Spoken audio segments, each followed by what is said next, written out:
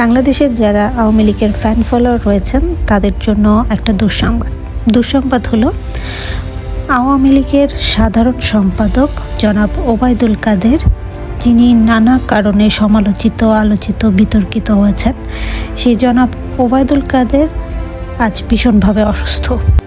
তিনি আসলে জীবন মৃত্যুর ঠিক মাঝখানে রয়েছেন।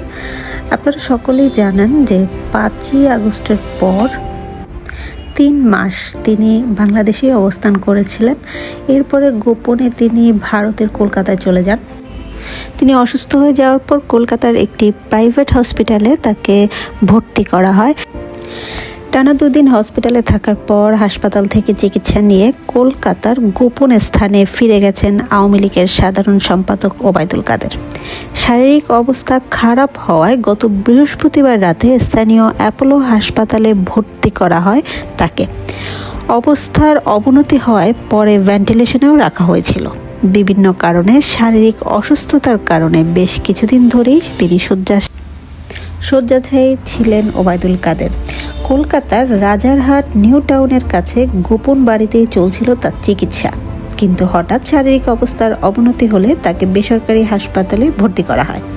তবে 4 দিনের মাথায় কিছুটা সুস্থ হয় গত সোমবার 5ই জানুয়ারি দুপুরে গোপনে বাসায় ফিরিয়ে নিয়ে যাওয়া হয় তাকে। বিভিন্ন সূত্র থেকে জানানো হয়েছে যে হাসপাতালে ভালো লাগছিল না ওবায়দুল কাদেরের, তাই বাসায় রেখে আপাতত চিকিৎসা দেওয়া হচ্ছে।